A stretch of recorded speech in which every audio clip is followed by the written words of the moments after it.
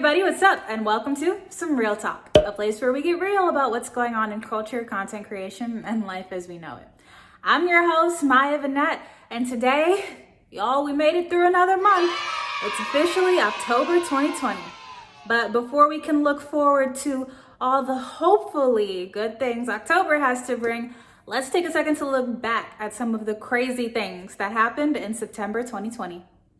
Well, I certainly wouldn't give September 2020 an award for best month of my life. A lot of other awards were given out this month. Zendaya won her first Emmy in September. Zendaya now becomes the youngest person to hold the award for Best Outstanding Actress in a Drama Series at only 24 years old. Congratulations, Zendaya. And other Emmys that were given out that night, notably so, Maya Rudolph becomes the first person in Emmy history to have been nominated twice in the same category in the same year. She received nominations for her guest appearances on SNL as Kamala Harris and The Good Place as Judge Jen. Ultimately, it was her work as Kamala Harris on SNL that won her the Emmy. And speaking of Emmys, Eddie Murphy also took home an Emmy Award that night, his very first Emmy, for his work as the host of Saturday Night Live. Now, I'm sure I, like a lot of people, weren't exactly shocked when Eddie Murphy won that Emmy because he totally deserves it. But Eddie Murphy had people shocked in the month of September for another reason, which totally took me by surprise. So apparently Eddie Murphy had a brief singing career in the 1980s. Clips of some of his music videos resurfaced on Twitter in September and people went wild. I had no idea Eddie Murphy sang outside of Dreamgirls, but do your thing, Eddie. Moving from award shows to magazines, Lizzo graces the cover of Vogue looking absolutely amazing, and Megan Thee Stallion is taking over with her spot on one of the cover issues of Time's 100 Most Influential People. Congratulations, Megan and Lizzo. They did it while looking absolutely amazing. Megan, I'm living for your ponytail. Like, who can pull this off other than Megan Thee Stallion? But from the success of two amazing Black women to the tragedy of another one, there was a ruling this month on who would be charged in the murder of Breonna Taylor. Earlier in the month of September, Breonna's family came out victorious in a lawsuit against the Louisville Metro government, and many policy changes have been enacted since her tragic passing, and yet no one was charged directly with her murder. Of the 3 officers involved, 2 weren't charged with anything, and the 3rd was charged with 3 counts of wanton endangerment. Now, if you, like I, are wondering what the heck is wanton endangerment, it basically means that this officer, Brett Hankerson, is being charged for the shots that he fired at the wall. Not the shots that he fired at Breonna Taylor, but at the wall. So essentially, in the murder of an unarmed sleeping Black woman, the only shots that someone's being charged with are the ones that they missed. Let that sink in. Moving from this tragic story to one of triumph and overcoming adversity, Mariah Carey released her highly anticipated memoir, The Meaning of Mariah Carey, this month, and fans have been waiting because soon to come is also the release of her album, The Rarities. Speaking of albums, it was a huge month for music. Just to name a few, Big Sean, Tekashi 6ix9ine, NBA Youngboy, and Justin Bieber all released albums this month. The XXL freshman class had their annual cypher, and in my opinion, Mulatto absolutely killed it. A lot of people on Twitter had the same sentiment, congratulating Mulatto on how great her bars were. But overall, congratulations to everybody in this year's freshman class. Now from the freshman class to the class 6, Alicia Keys' If I Ain't Got You. In September, we found out that Alicia Keys almost gave her iconic song, If I Ain't Got You, to singer Christina Aguilera. Now, while I absolutely love Christina Aguilera, I couldn't imagine anyone but Alicia Keys singing this song. Is it just me? Let me know if you disagree down in the comments and you think Christina would have done a phenomenal job, but in my heart and mind, that's Alicia's song. And from entertainment to the environment, September was a crazy month in terms of natural disasters.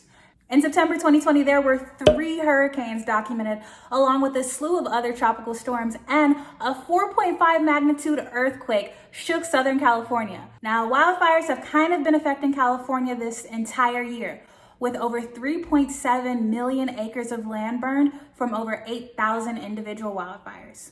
We wish the folks in California well as they try to battle earthquakes, COVID, and wildfires. You know, I think that's an excellent metaphor for how 2020 is going. I feel like you think you're just battling one thing and then all of a sudden an earthquake shakes you from beneath.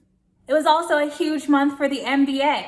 After a suspended season due to the unexpected COVID-19 outbreak, 22 teams entered the NBA bubble in hopes of becoming champions. At the end of September, we found out that this year's top two teams would be the Los Angeles Lakers and the Miami Heat. This is a huge deal for the Lakers, especially since they've been dealing with the loss of Kobe Bryant this year, but overall, we're wishing both teams well. What team are you rooting for? Let me know in the comments. Much like the Lakers and the Miami Heat will be battling it out for the championship, Donald Trump and Joe Biden are battling it out for the presidency of the United States.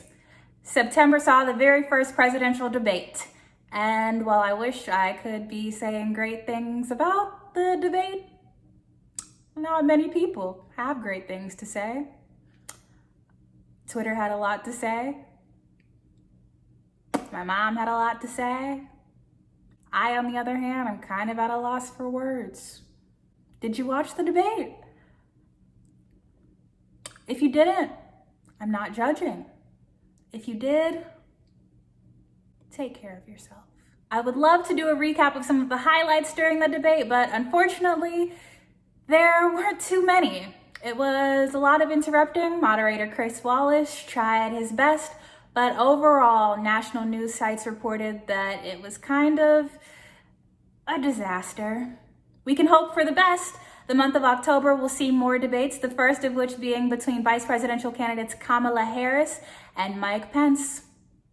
Staying on the topic of politics, longtime Supreme Court Justice and absolute legend Ruth Bader Ginsburg passed away in the month of September.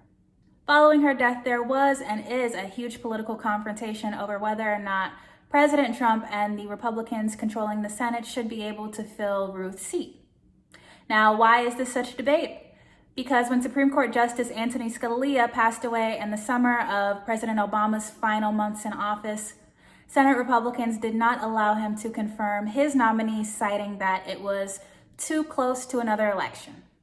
Well, Justice Bader Ginsburg passed away less than 2 months before the general election, at a time where tens of thousands of early ballots have already been cast and people are voting, and yet somehow this doesn't seem too soon. So we'll see what happens with that, and I'm sure that's going to be a story to tell in October.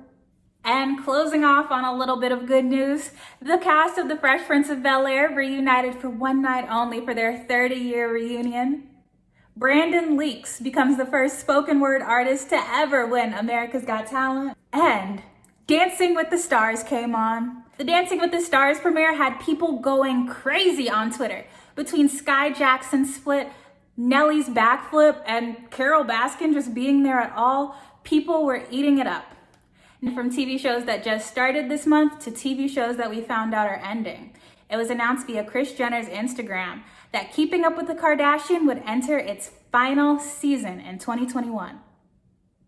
I know 2020 works hard, but I always thought the Kardashians would be working harder. I think that is truly one of the most shocking things I've seen happen in 2020. And speaking of, we are out of time. Thank you so much for tuning into this episode of Some Real Talk.